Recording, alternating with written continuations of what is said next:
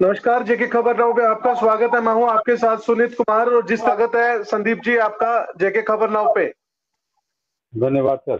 धन्यवाद सुनील जी। जी संदीप जी, मैं जिस तरीके से आपसे बात कर रहा था कि मैं सबसे पहला मेरा जो सवाल आपसे यही था कि क्योंकि आपका परिवार राजनीति में था और बहुत अच्छा उनका जो है सहयोग समाज में रहा है और आपके पिताजी ब्यूरोक्रेट भी रहे थे और उसके बाद उन्होंने राजनीति में आकर सेवा करने का जो फैसला किया और बहुत अच्छा चुनाव भी वो कठुआ में लड़े और कठुआ की एक जानी मानी शख्सियत के नाम से उनको सोमराज मजोत्रा जी को जाना जाता है। पहला सवाल ये है कि क्या आप इसी वजह से राजनीति में हैं क्योंकि आपके पिताजी राजनीति में थे? और दूसरा सवाल इसी से जुड़ा हुआ यह है कि अब आप इस विरासत को, मैं विरासत शब्द इसलिए यूज कर रहा हूं क्योंकि बिल्कुल आप उनके शाना बशाना उनके साथ रहते थे और हमेशा ये पढ़ाई के बाद आप लगातार समाज सेवा में रहे, हम सब जानते हैं, पूरा कठुआ जानता है और आप नगरी से डीडीसी भी बने। अब इस विरासत को आप कहाँ ले जाना चाहते हैं? भारत, धन्यवाद सुनील जी इस चीज को पूछने के लिए। और बहुत सारे जो श्रोता हैं जो आपके माध्यम से हमें देख रहे हैं उन तक हमारी आवाज पहुंचाने के लिए सबसे पहले तो मैं भोजन समाज में जन्मे सारे जितने भी महापुरुष हैं, हमारे पीर पैगंबर हैं, हमारे महापुरुष हैं, सबके चरणों में नमन करते हुए, अपने पिताजी श्री सोमराज मजोत्रा जी के चरणों में नमन करते हुए अपनी बात को रखना चाहूंगा कि सबसे जो पहला आपका सवाल था कि क्या हमें ये जो विरासत में पॉलिटिक्स मिली है। देखिए, विरासत में मैं आपके थोड़ा सा रेक्टिफाई करना चाहूंगा कि विरासत में नहीं मिली। ये मेरे फादर साहब एज ए ब्यूरोक्रेट, उन्होंने एडमिनिस्ट्रेशन में काम करा।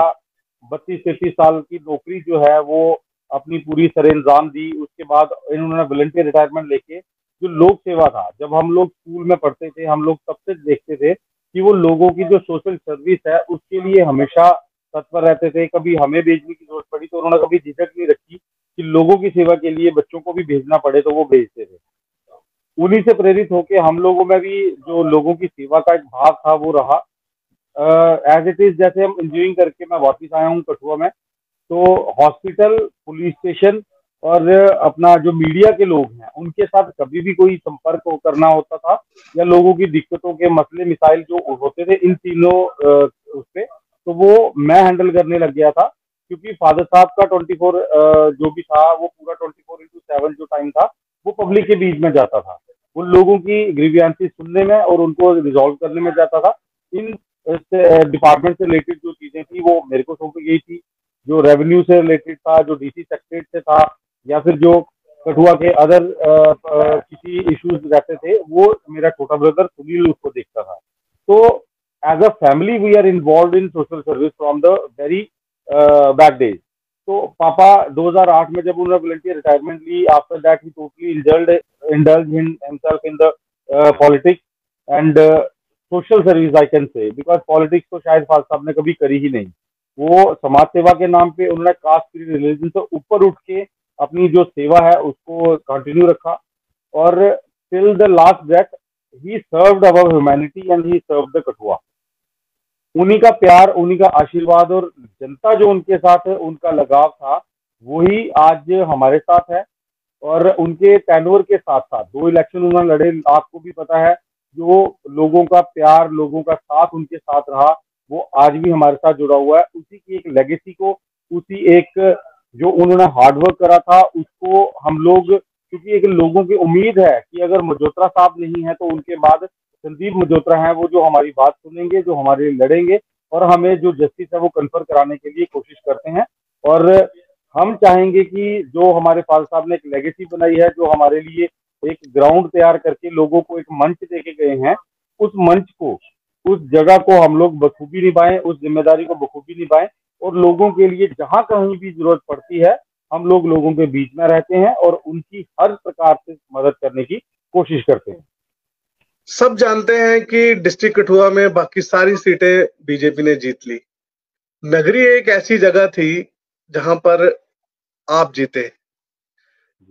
ऐसा क्या, क्योंकि आपके पिताजी भी आपके साथ थे और बिल्कुल एक बहुत बड़ी टक्कर थी, बड़े बड़े स्टार्स को हमने नगरी में देखा, उन्होंने पूरा जोर लगाया कि वहां भी बीजेपी की सीट निकले। एक हवा भी थी, एक हवा थी, एक लहर थी, बीजेपी की लहर थी। कोई ये कह नहीं सकता था कि नगरी जैसी सीट बीजेपी हार जाएगी। जिस तरीके से उनकी पूरे देश में और जम्मू कश्मीर में एक लहर थी और जिस तरीके से चुनाव लड़ा जा रहा था, क्या ऐसे क्या कारण थे जिसकी वजह से अकेले एक ऐसी सीट जिसपे पूरा जोर बीजेपी ने लगा दिया था और संदीप मल्होत्रा वहां से जीत गए?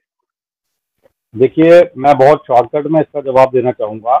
योर हार्ड वर्क पे, जो भी आप अपने ग्राउंड पे काम करते हैं, जो आपके कार्यकर्ता, जो आपके वर्कर्स, जो आपके नेता आपकी पार्टी के लिए, आपके लोगों के लिए, अपने नेता के लिए जो वर्कर्स काम करते हैं और सच्चे दिल से शिद्दत से काम करते हैं, वो हमेशा पे ऑफ करता है।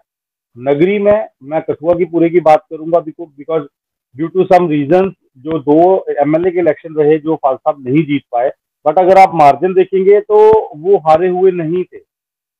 टेक्निकलिटी में हम उसको कह सकते हैं कि उसमें कुछ ना कुछ छेड़छाड़ कह सकते हैं या फिर हम लोग कुछ भी इसको नाम दे सकते हैं जिसकी वजह से वो एमएलए की सीट रहती रही है। अदरवाइज नगरी में जो फादर साहब का ऑन ग्राउंड वर्क था, जो हमारी सोशल वर्क का एक ग्राउंड था हमारे लिए, हम लोगों के साथ जो जुड़ाव था और जो हमारा वर्कर था, उनका प्यार स्नेह और उनकी हार्ड वर्किंग थी, उसने पे ऑफ करा।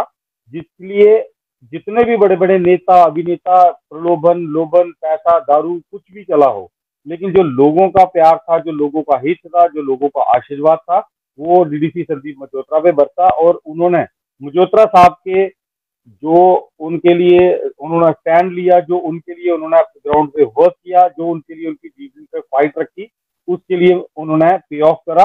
और आपके सामने जो डीडीसी की सीट है वो मल्होत्रा साहब ने पूरे इंडिया में एक डीडीसी जो जीता है वो बीएसपी से, और वो संदीप मल्होत्रा ही जीते। This is all due to the hard work of our workers on ground.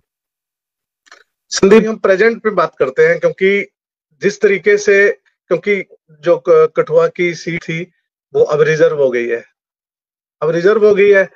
आपके पिताजी जब चुनाव लड़े तो ओपन थी सीट, बहुत जबरदस्त उनके वहां पे कैंपेनिंग भी रहती थी और लोगों का सहयोग भी रहता था। और देखा जाए तो वो चाहे 2 बार चुनाव चाहे हार गए, जैसे जिस तरीके से मेरे संज्ञान में जो जितनी जितनी मेरे को पता है, लेकिन लोग उनको अपना मुहिम से जुड़े हुए लोग उन्हीं को अपना एमएलए या फिर उन्हीं को अपना प्रतिनिधि मानते थे, कोई भी मुश्किल होती थी। अब मैंने जो पहले सवाल पूछा कि क्या आप उस मुहिम को भी आगे कैरी फॉरवर्ड कर रहे हो, दूसरा इसके साथ ही एक और सवाल मेरा ये है, क्योंकि ये एससी सीट हो गई है, अब आप भी चुनाव वहां पे जरूर लड़ेंगे।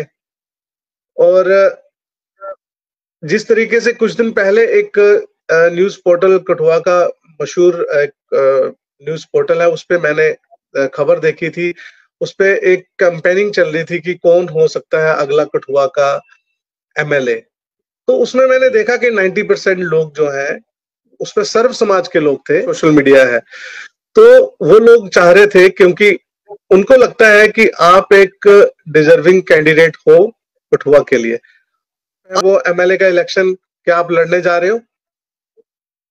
सुनील जी, मैं सबसे पहले तो आपको बता देना चाहता हूँ कि जो चीज आपने कही कि फादर साहब ने जो लेगेसी चलाई, जो चीज उन्होंने अपना हार्ड वर्क रखा, वो एक मुहिम चलाई थी फादर साहब ने लोगों को हेल्प आउट करने के लिए। डीडीसी इलेक्शन में इंडल्ज होने के बाद उसको कंटिन्यू करते हुए मैंने भी उनके नक्शे कदम पे चलने का जो फैसला था वो ले लिया है। और उसी के चलते जब ये जो इलेक्शन का अनाउंसमेंट थी असेंबली के लिए, हमारा तो ये सपना था कि ये फादर साहब अगर इस बार अनफॉर्चुनेटली वो हमें छोड़ के चले गए, physically emotionally and spiritually he is always with us, वो पूरे कठुआ के साथ है।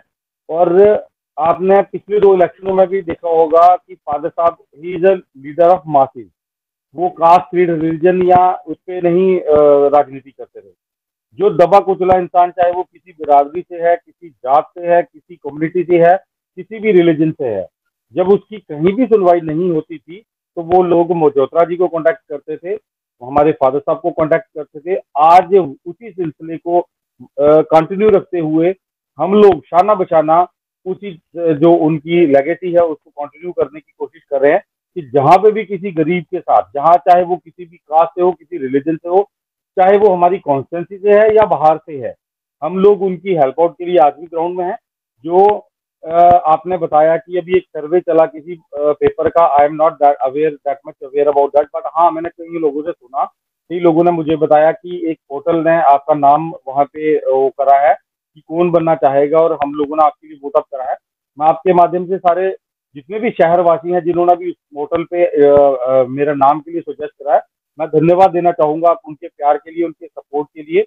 मेरा अगला सवाल आपसे ये है, बिल्कुल आप इलेक्शन, क्योंकि जो भी राजनीति में है महत्वाकांक्षा जरूर होती है और बिल्कुल आप लड़ोगे, समाज सेवा करने के अलग अलग तरीके होते हैं, अभी भी आप कर रहे हो और लोग आपसे जुड़े हुए हैं, आप हर जगह दिखते हो और सोशल मीडिया पे भी जैसे सभी लोग आपको सपोर्ट करते हैं। कठुआ में भी लोग, बहुत सारे लोग जो है, यूथ जो है वो आपको सपोर्ट करता है। सीट रिजर्व है तो फिर उसी में से ढूंढा जाएगा कि कौन डिजर्विंग कैंडिडेट है। मैंने आपको बताया कि बिल्कुल आप इस समय जो यूथ है, जो कैंडिडेट, प्रोबेबल जो कैंडिडेट्स हैं किसी भी पार्टी के हो सकते हैं, उनमें आप आगे चल रहे हैं, उसमें आगे चल रहे हैं। आप किसी भी पार्टी से लड़ते हैं, ये हम नहीं जानते कि आप किस पार्टी से लड़ोगे, और हमारा कोई सुझाव भी नहीं है। आपको जैसा जो आपको सही लगता होगा आप उसी पार्टी से लड़ोगे। मेन मकसद है समाज सेवा करना। ये आपका डिसीजन होगा, आप कब और कैसे और किस पार्टी से लड़ोगे। लेकिन फिर भी एक ओपिनियन होती है, एक जर्नलिस्ट की ओपिनियन होती है, और बाकी जो मीडिया पर्सन है और लोगों से जो हमने राय पूछी, जो भी हमारे माइंड में जो भी डिजर्विंग कैंडिडेट दिख रहे हैं, चाहे वो ब्यूरोक्रेट भी थे और जो रिटायर्ड ब्यूरोक्रेट भी हैं, उनमें बहुत सारे पाइपलाइन में लोग हैं जिनको अलग अलग पार्टियां टिकट देंगी। संदीप जी, अभी इलेक्शन तो आप जरूर लड़ोगे, अब किस तरीके की तैयारियां जो है वो चल रही हैं? क्योंकि मैं आपको एक अपडेट दे दूं कि बहुत जल्दी जम्मू कश्मीर में इलेक्शन होने वाले हैं। किस तरीके की तैयारियां हैं संदीप मजोत्रा की? देखिए, हम लोग बहुजन समाज पार्टी से अभी तक बिलोंग करते हैं, और हमारे फादर साहब ने जहाँ से काम करा है, हम लोग पुरजोर अपना जो हमारा एक वोट बैंक है, जो हमारे वर्कर्स हैं, कास्ट रिलीजन के ऊपर उठ के, पार्टी से ऊपर उठ के हम लोग हमेशा कोशिश करते हैं कि जहाँ पे भी गरीब हो उस पर वर्कआउट किया जाए, उसकी हर समस्या का समाधान करने की कोशिश की जाए। और उसी सिलसिले में जो पार्टी का एक वर्कर रहता है इलेक्शन के लिए तैयारी होता है, वही तैयारियां हमने स्टार्ट की है। हमने अपने जो वर्कर हैं उनको मोबिलाइज करा है, हमने अपने वर्कर्स के साथ डिस्कशन करने की कोशिश करी है, ground to ground, door to door हम लोग जाने की कोशिश कर रहे हैं, और जो भी फैसला जनता जनार्दन का रहेगा उसके साथ ही हम जाना चाहेंगे। बाकी इलेक्शन के लिए वी आर फुली प्रिपेयर्ड, हम लोग बिल्कुल तैयार हैं। गवर्नमेंट ऑफ इंडिया जब चाहे, इलेक्शन कमीशन ऑफ इंडिया जब चाहे तब इलेक्शन करवाए। कठुआ बिल्कुल तैयार है, और कठुआ ने मन भी बना रखा है कि वो किनको सपोर्ट करेंगे। रही बात पाइपलाइन की, हर बंदा, हर शख्स चाहता है कि मैं बढ़ चढ़ के समाज सेवा में आऊँ, हम पॉलिटिशियन बन जाए, हम एमएलए बन जाए, एमपी बन जाए। ये फैसला जनता को करना है, दर्शकों को करना है, श्रोताओं को करना है कि हमारे साथ स्टैंड रखने वाला कौन है, हमारे लिए आज कौन खड़ा हुआ है, पिछले 10 साल से कौन खड़ा था, और आने वाले समय में हमारे लिए कौन बंदा, without bothering about the situations, without bothering about the conditions, without bothering about the consequences, हमारे साथ स्टैंड लेगा।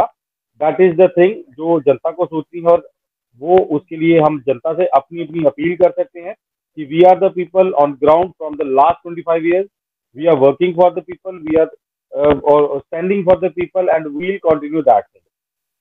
संदीप मजोत्रा जी, आपको गुड लक। आप अपने काम में लगे रहें, समाज सेवा में लगे रहें और अपनी तैयारियों को आगे बढ़ाएं। जेके खबर नाउ की तरफ से शुभकामनाएं। पहले मैं ये बताना चाहता हूं कि जो पहली ओपिनियन है उसमें आप जरूर पास हो गए हैं, लेकिन आगे की मेहनत जो है वो आपको करनी पड़ेगी। लोगों की उम्मीदों पर, जो ओपिनियन पर, मैं अभी उम्मीद नहीं कह रहा हूँ, उम्मीद तो बाद में होगी, ओपिनियन पर आप खरे उतरेंगे। जेके खबर नाउ आपको बेस्ट विशेस कहता है। युवा नेता हो आप, समाज में काम करते रहिए, और थैंक यू सो मच जेके खबर नाउ को समय देने के लिए। धन्यवाद सर। जय भीम। अगर आपने अभी तक जेके खबर नाउ को सब्सक्राइब नहीं किया है तो अभी सब्सक्राइब कीजिए, और ताज़ा तरीन खबरों की जानकारी के लिए www.jkkhabarnow.com पर देश दुनिया की खबरें भी आप देख सकते हैं।